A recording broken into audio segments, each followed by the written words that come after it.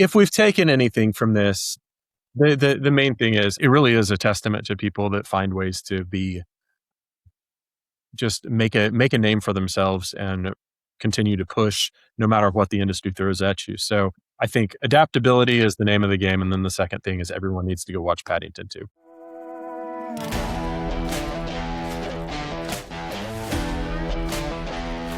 Welcome back, everyone, to another episode of the Real Deal Landman Show. Prior to doing our intro here, Drew was talking movies. So what did you see, Drew, that you're bursting at the seams to tell the public about? I do really appreciate that we're transitioning the Real Deal Landman Show just to a movie review site. Like, I mean, people kind of anticipated that, I think, but eventually it was going to happen. Eventually, after a couple of years of this, we knew where this was going. So, no, one of the big things of the summer was like it's 107 degrees in Oklahoma right now. You want to be indoors at all costs, and one of the things that everybody's doing is going to the movies.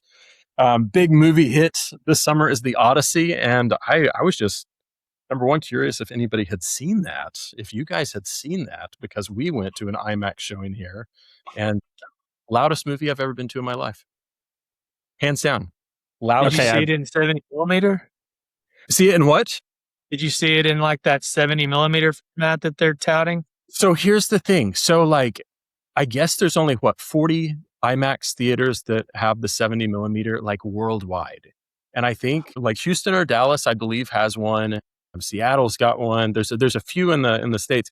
Everybody else, like we saw it in IMAX, like 70 digital, which instead of it actually being film, it's just on a really extra large screen that they're doing with like a digital copy of it. So I actually did talk to one buddy who's like a film buff, and he was like, "Oh yeah, you didn't see it in the correct format." And I'm like, if I could put them side by side and you can tell me which one is which, like, fantastic. But it was really cool. I mean, it was a Christopher Nolan epic for sure. But like, I mean, I can't tell you enough. I can't stress this enough. It was the loudest thing, and maybe it's because I'm getting older, but it was unbelievable.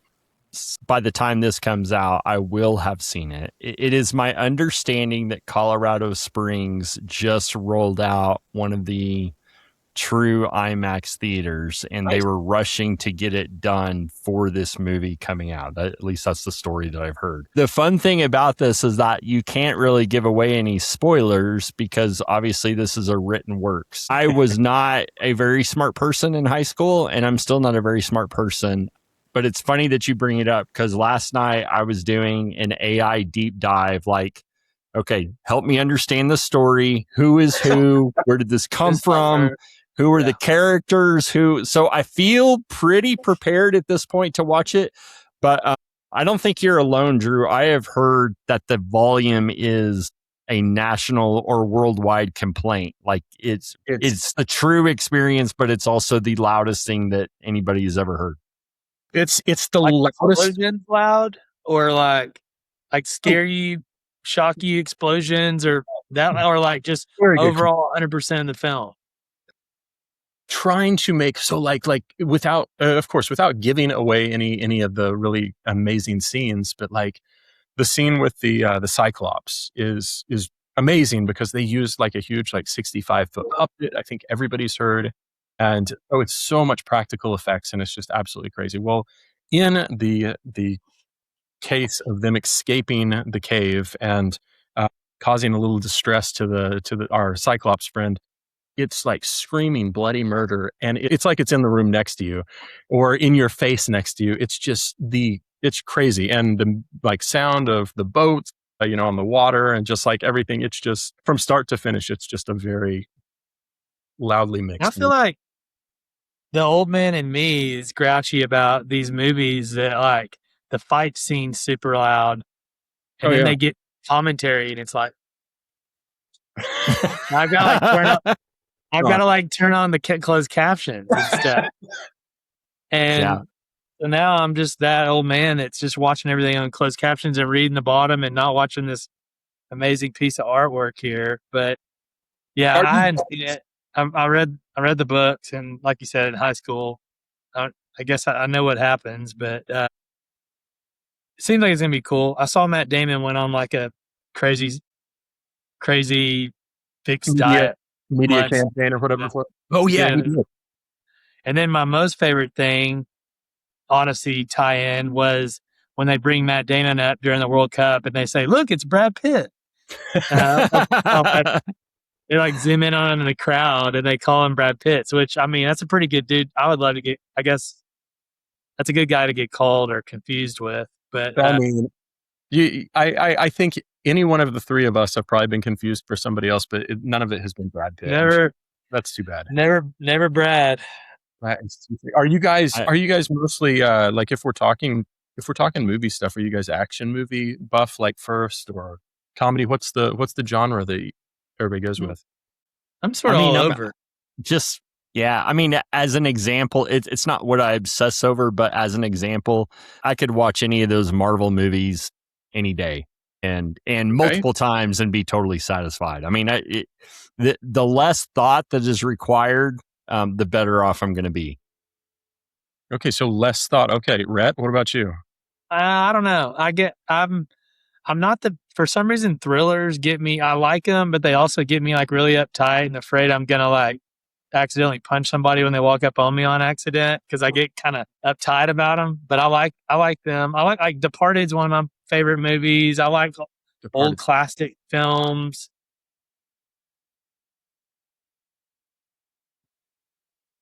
You know, top 100 top film. I like some of that old stuff. I like war movies. I like stuff that's tied in with docudramas and history and stuff like that is cool. Dunkirk was another wildly loud movie. I don't know if you ever saw that. That was Christopher Nolan too, right? Yeah, there's tons of film of him in the plane, and it's like the loudest thing ever. But maybe I don't know. Nolan's just deaf. I like action. I like comedy. I like kind of indie films. I like a lot of Tarantino stuff, or Yeah.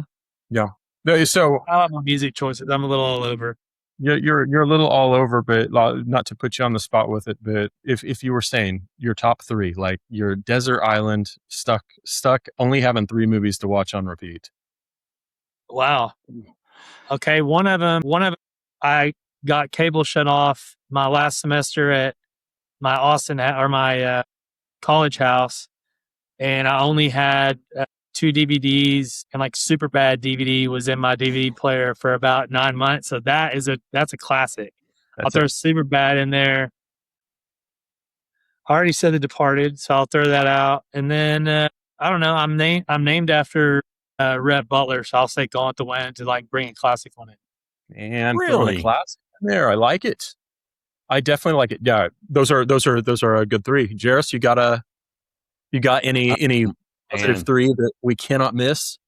Okay, so I started off by saying it has to be little thought. However, that said, pretty much any Christopher Nolan movie, Hans Zimmer soundtrack with it is, that's a favorite movie. So let's say Dark Knight. Yes, mine for sure, 100%. Either Interstellar or Inception. I'm not sure which one. That's a lot of thought. And then to come full circle, Oh Brother, Where Art Thou? Okay. Very nice. Which is an adaptation of the Odyssey. I don't know if you guys knew that or not. We have rocked Drew's world just now. Like I had forgot about that, and I had heard somebody else say it not too long ago, and I'm thinking about all the different scenes that the sirens in the river and everything else. That's so all good. tied in. Did you guys watch Project Hail Mary? Watched it. Yeah, liked it. Did you see that, Rhett? That's an awesome one. That's a really good one too. I haven't seen that. Yeah, it's really good. It's pretty solid. It's on Prime now. I have a 5-year-old. It's fantastic. So, you guys.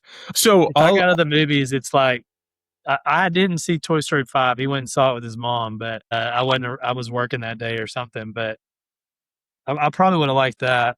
I think Mary cried a few times or something. They're usually tearjerkers on Toy Story. I don't know. Movies I like going to the movies, but we have there's not as many in Houston as you would think. I live work downtown and live sort of central. I feel like the movie theaters are more out into the burbs a little bit. So I've been a few times, but My numbers are low. I need to work on them. You're too busy. You're too committed to the cause, Rhett. You gotta, I'm telling you, you gotta keep that company moving forward. Don't have time to be watching these movies like the rest of us. We're trying. Okay. Yeah.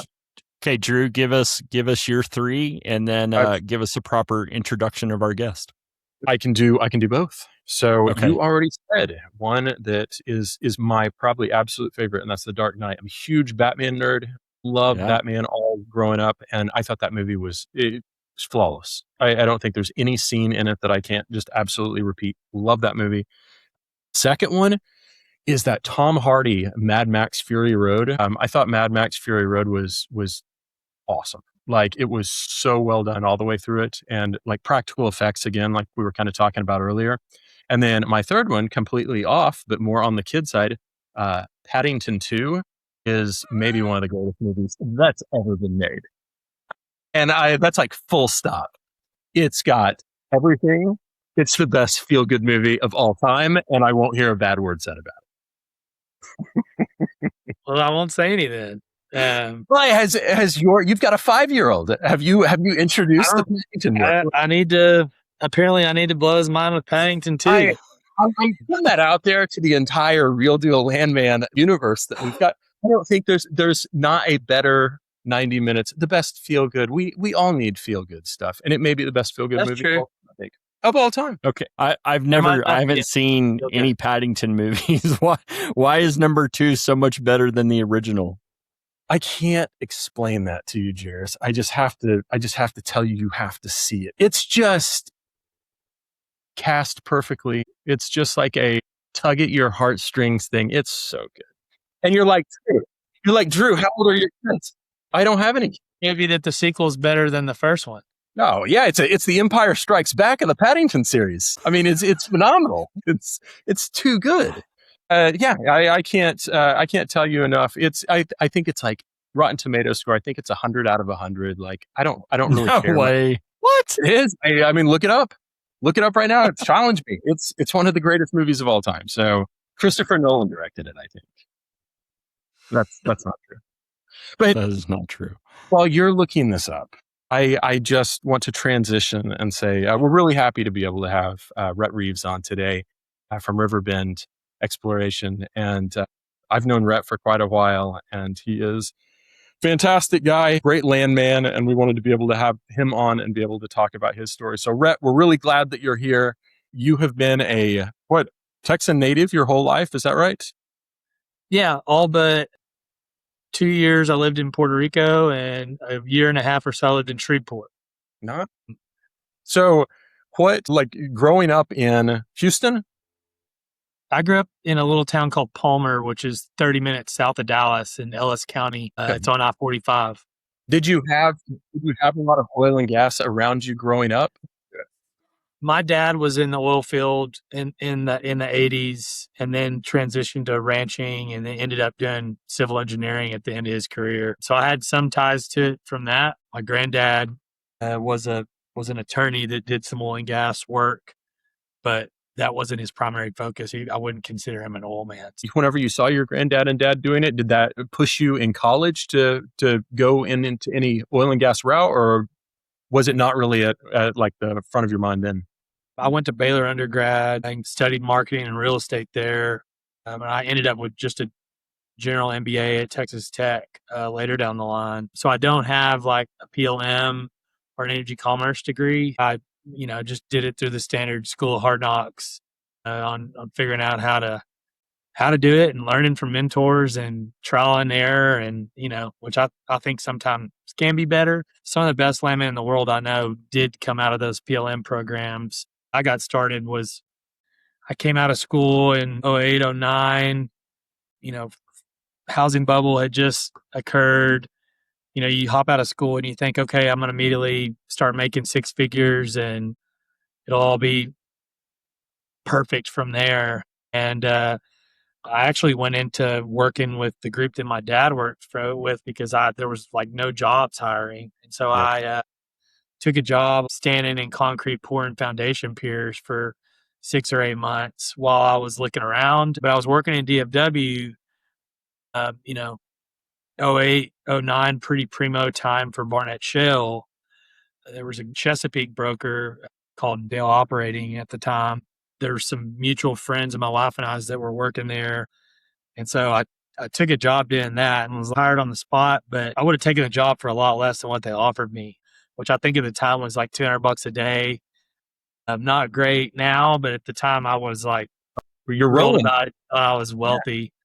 And so I became like a door knocking urban leasing guy at the first of my career. And there was, little houses that we were out leasing and doing title on. You just kind of get thrown to the wolves and they're like, go get leases, go run title. And they, you maybe get somebody that you shadow for a little while and learn how to do it.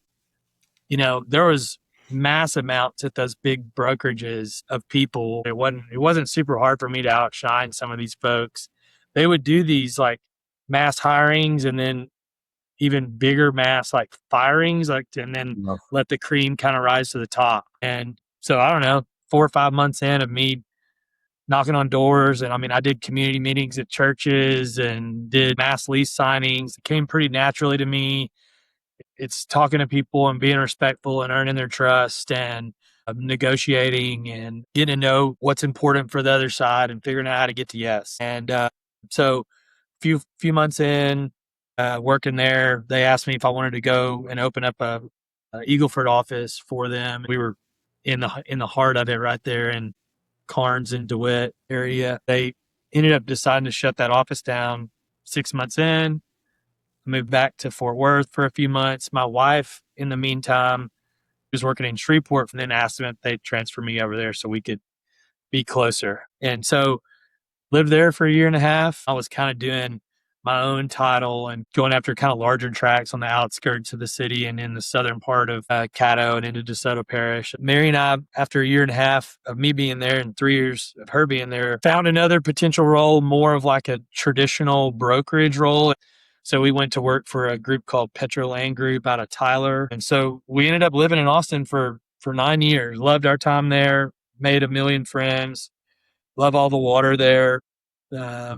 People always ask me if I miss Austin, and I miss my like core group of friends that are there. I've made that many and more here in Houston. So yeah, we moved on to like running land crews and being a traveling land couple. Most of the time we were in the same places. We spent like nearly 3 years working around like the Lubbock area and the Central Basin platform for Anadarko and Apache, ENEXP and a few others. But randomly, we were in Lubbock for a long time. And I was checked into the residence inn for 363 days straight. So 2 days short of a calendar year. Holy cow. The client agreed to it so that we wouldn't have to bring all our you don't have an office, so you got to bring your monitor and your printers and everything else. Did the inside of the residence inn just look like a house after? I mean, like most of the time it's kept up pretty nice, I mean, are they still doing room service every day? Yeah. Cleaning everything? Yeah, I ended up getting to where I got to be really good friends with the sure housekeeper. Obviously, I gave her a Christmas present that year because that's a lot of house cleaning. That is. We were cooking a lot at the room. This one was like one that had stairs that you went up to on the outside and entered into like separate little building, just like an apartment. Okay. Our whole crew was out there, and so the dynamic of running crews where there's guys that are your dad's age on the crew, and you're having to check their work and make sure they're billing right and whatever, all the dynamics that come with being a field landman. I wouldn't like trade that for anything though, because I learned a ton through that. You meet some really great people. You find problems that you never could even think existed. Complex title. It made me really good at like handling brokerages for diligence and understanding the hurdles and the roadblocks that they have either through technology or travel or pace or the way that stuff's assigned out to them and communicated to them. But, we were very lucky to have always stayed in work through that time period. I mean, we had some tough stretches. We were defrauded, for example, by a group. There was 140 land guys working on a project out in the Midland Basin that the the ringleader forged some money, his backers' documents, and convinced a few people.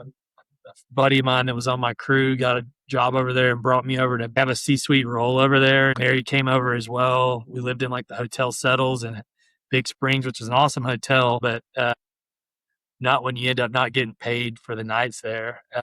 Wow. So we had some hiccups like that. But when you're looking back, there was red flags that I probably should have seen and could have seen. I didn't do enough diligence on the guy in the first place. So, in the end, the guy's serving a decade or a couple decades of time in the federal prison. You guys keep in touch? Pen pals. Yeah, no, I'm not sending him. I'm not donating to his commissary. Back in 2014, I was kind of wanting a change. I was one to try to get into something more corporate. There wasn't a lot going on in Austin, but there were some. Like Jones was there back then. Parsley was there back then.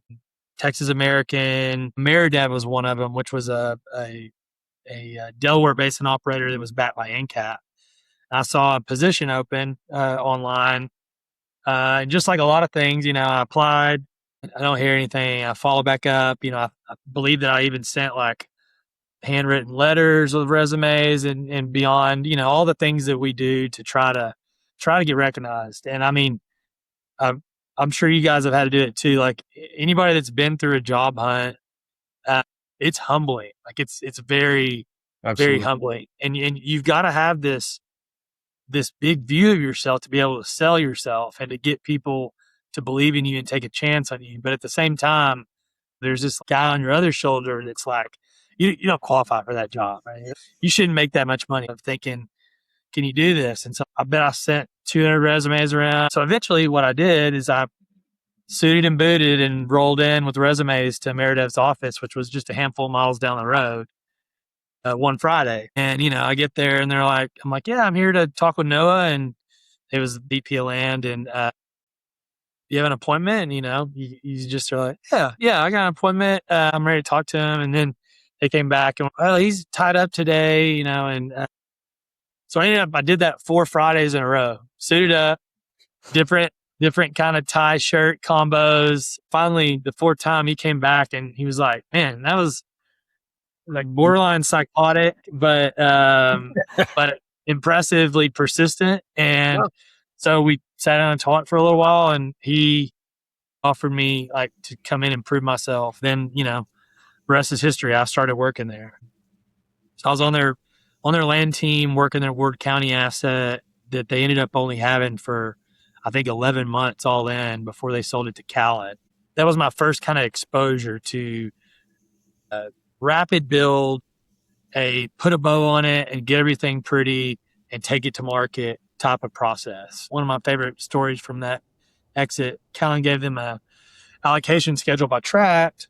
There's like a 90-day diligence period or whatever it was. And then there was another period after that where they said, we want more. Do y'all have stuff that you're close with, but that you don't have under contract? And so I made this list of everything we were going after, and they gave allocation to that stuff. And so we had like $40 million worth of value during that period. But it was great to see all those people, get excited. Like they sold it before they had hit the year mark. And so because of the price that the market was telling they could get, they agreed to short-term capital gains, which is a big difference tax-wise. I think they did like a 6+X on the deal. And so, you see that and you're like, okay, I need some more of this. And, let's go on to the next one. And I don't know, 2 weeks later, we started going after Lee County stuff, and they got to piecing that asset together. And that asset was very different. There's lease sales, both state and federal. There's not as much fee ownership in New Mexico, so there wasn't as much like organic stuff that I could go after. In the end, the way my tenure at Ameridev wrapped up, they didn't necessarily need a ton of like BD and growth because they had their like chunky, perfect long block. Yeah. And so, towards the end, they told me that we were going to part ways. And, similar to what I was saying earlier, here comes imposter syndrome again. And you start thinking, I had done really good there. Where do I go now? Since that point, and from when I first started there, several of those Austin companies closed shop or went bankrupt or were sold or were purchased. So there was less opportunities there. So I went back to doing field land work again. And then my broker at the time put me in contact with Riverbend. They needed like a kind of a self-starter, one land guy to go after to quickly do cursory lease checks and title on their own, and then go take leases in the Midland Basin out in front of their operated position. I'd like to think I was fairly paramount in helping them put together what's Riverbend 7, which is their second operated piece backed by Kane Anderson, and put together a 1280 there called Honey Badger in Upton County. And so that's my lead up to Riverbend. It wasn't quite as like bootstrap of a story as the way that I got on with the AmeriDev, but still important. I came in and had an interview, and immediately from the interview, I changed out of my suit in my car out in a open lot in Houston in the middle of the spring and drove to Guadalupe Mountains and went backpacking for like 7 days. And when I got back, there was a note saying that they wanted to hire me and wanted to talk about it. And so it's a cool way to come back into service is that phone service is that your the interview went well and they want to hire you. That's amazing. There's so much in there, Rhett, that shows what a self-starter you've been and somebody that just is absolutely committed to it. One of the things that I like is your wife, Mary. So she got into oil and gas at the same time that you did. Did you guys kind of at the exact same time? Yeah, pretty close. She actually has been a landman for 2 weeks longer than myself, or at least in the industry. Just like people took a chance on me, took a chance on her. And, she's been doing it for 16, 17 years now. There's a lot of husband wives in our space. And those sometimes it's like, holy crap, all our eggs are literally in like the smallest basket ever. What am I doing? Like when oil was negative 26 or when oil goes to 50. Yeah. 9 months ago or whatever. And you're looking around, and there's also a lot of benefits to that. Like her reputation lifts me up, and I hope vice versa. That's awesome. And, and so we have a lot of common friends. I mean, I feel like I'm essentially in all the women in organizations in Houston and otherwise because of Mary.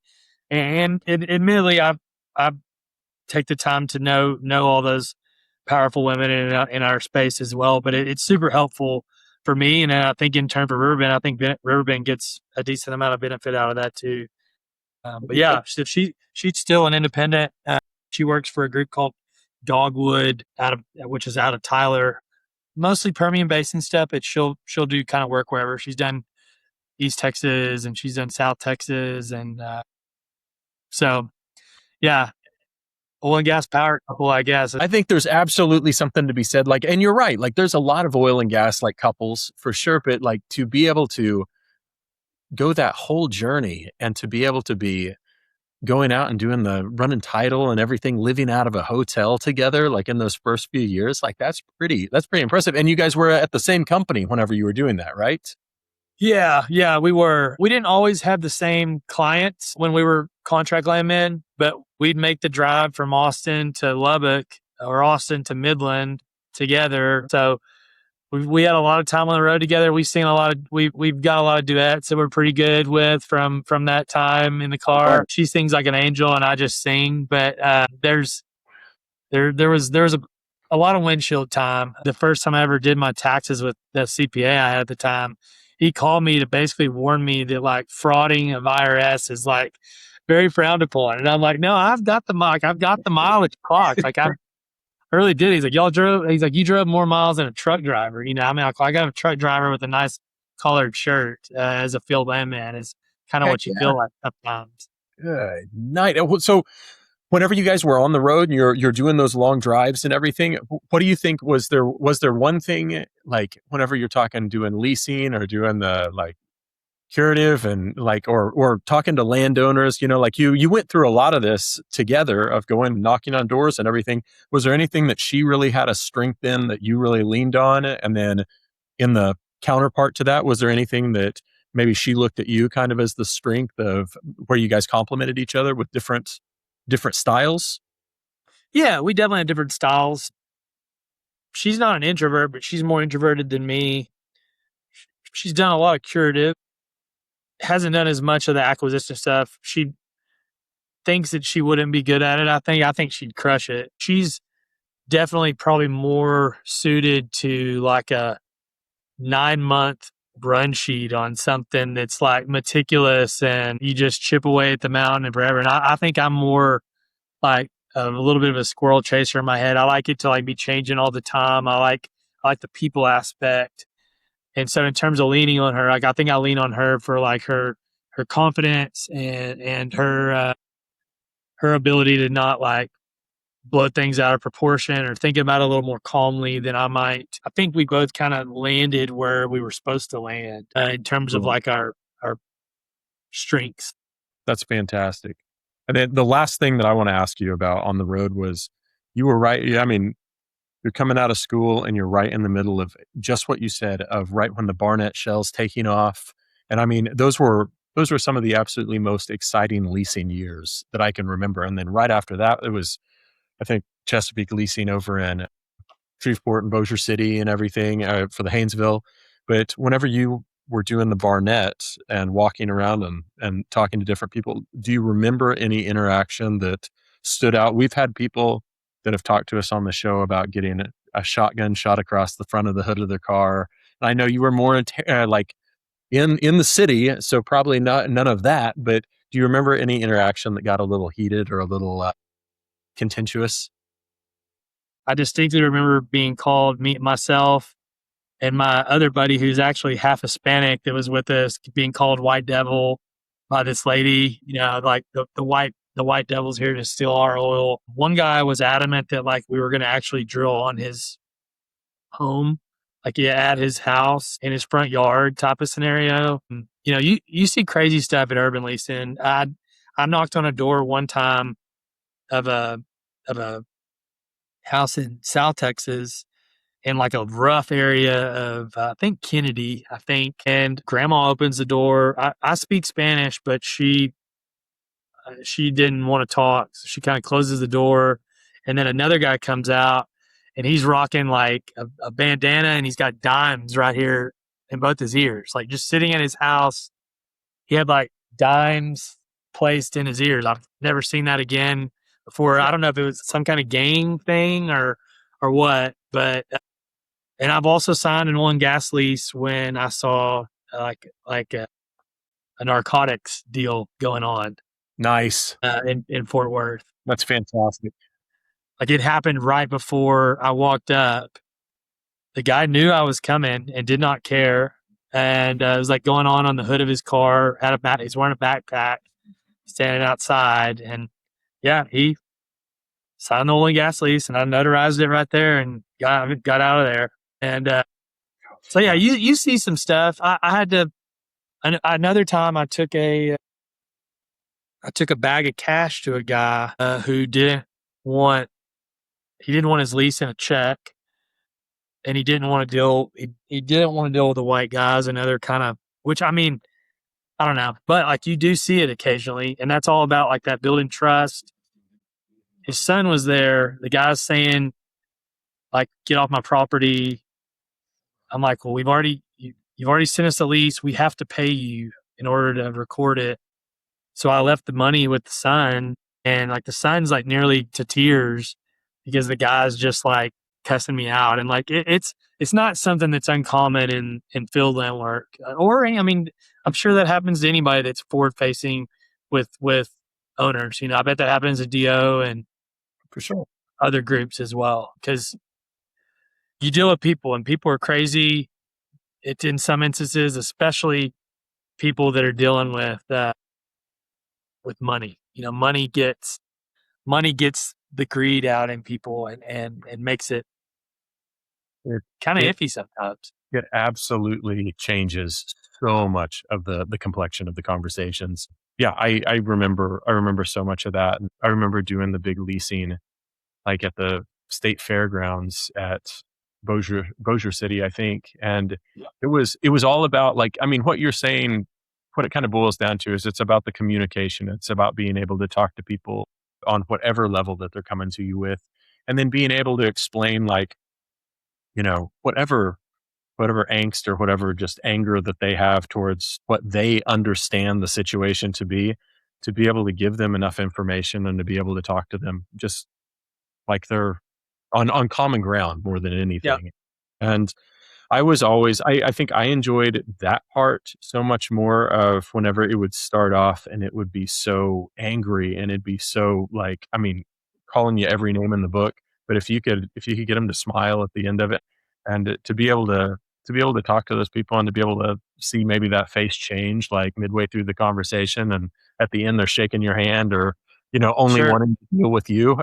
That I always thought that was a pretty crowning moment for sure. Rhett, in all of your journeys of, you know, t- making sure that you stayed employed or stayed working, you showed a lot of tenacity that was there. There's a lot of people that, you know, struggle from time to time on being able to find a position or what their next gig is going to be. What advice would you have for those folks? Yeah, great question. I think try to find ways to stand out. I don't know if that's printing your resume on pink paper, or I think you need to leverage online resources. I think LinkedIn can be helpful. The job board, the Indeeds, your local organizations. If we're speaking towards landmen, I think that's a great place to start. You can't do just that. You can't do any of these things solo. It's an all fronts type of thing. It needs to be your full time job. You need to make checklists and goals and be repetitive about your follow ups. Handwritten notes can help. I think you got to get in a cohort of other people that are supportive of you and have either done that recently or have a lot of ties. You can make relationships with headhunters, maybe by forwarding them potential leads. Maybe they'll help you out. And so I don't think there's one answer there, Jairus. I think it's you have to be consistent across the whole gambit. It's unfortunate for some people because not everybody is a people person. It's a lot of who you know. If it comes down to two identical resumes and one person's got two stellar references, I think we know which one's going to stand out there. And so, I think it's stay positive, get a community around you, constantly do reflections and be consistent with it and not get burned out and not fall into this like depression loop or something that's it's pretty easily done, especially when bills are mounting and it's tough. And, I know a lot of good people that have been looking for a year or more. And, maybe they found some part-time stuff or maybe they found, maybe they're doing some stuff on their own until then. But, and then maybe the last point is maybe stay out in front of that a little bit. If you all of a sudden start coming out of the woodwork and you never networked before, and then all of a sudden you're just the biggest brown nose there is to anybody and everybody that's successful in your network, you're going to come across as like, little dishonest, little ingenuine, Yeah. and start cultivating those relationships now. Keep your resume current. I mean, we all know groups that we thought would have been around forever that are no longer. And there's a lot of people there that thought they'd retire at some of these shops. And not only is that not the norm in our industry anymore, I don't think it's the norm in our world anymore. And Right. so, I think it's important to stay out in front of that. Yeah. What are some events or ways that you recommend that people do in order to network and to build that circle? SPE, APL, local chapters and things like that, I think are a great starting point because these people are in your community, both professionally and physically. I think that's a great starting point. But again, it can't be your only.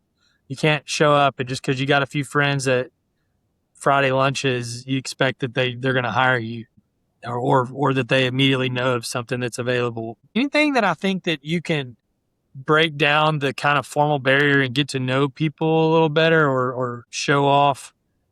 So I think focus on ones that you're going to be able to get like face to face. And sometimes it's pretty easy to see from like sponsor lists, past attendee list if they share it, people's LinkedIn posts as to what they're doing or something else. You got to be a little bit of a private investigator here and get out in front of these people and position yourself in a place both physically and professionally that would allow those stars to align. Like it's like, maybe fate's real, but some of it's still controlled by you. You still got to carry yourself well. You still got to have good enough references at all your past jobs because they're going to call them. Right. Like they're going to call them. And if you burned a bunch of bridges at your last spot, it's not going to go as well by any stretch. I completely agree with you. And I think it's one of those things of like, if I went to Vegas, terrible at Vegas, I'm awful at gambling, but if I have the ability to make the deck lean in my favor, I wouldn't gamble on anybody else but myself. And I think it's that you have to have that little bit of confidence in there. And that doesn't come natural for a lot of people. And what I always, especially when you're in that spiral. That's exactly right. It's hard and it's not an easy thing to develop, but just like how you said, you've got a 5-year-old kid pretty soon starting school and everything. And I think we all remember starting school is a hard thing to do and you don't know anybody and you go out and it's daunting sitting around people that you don't know, but you look at that same kid 6 months down the road and they see all their friends and they love being around everybody and they really enjoy what they're doing. And I always thought about that's kind of the same way with, what we're even doing now of going to a luncheon or going and meeting new people. It's not easy.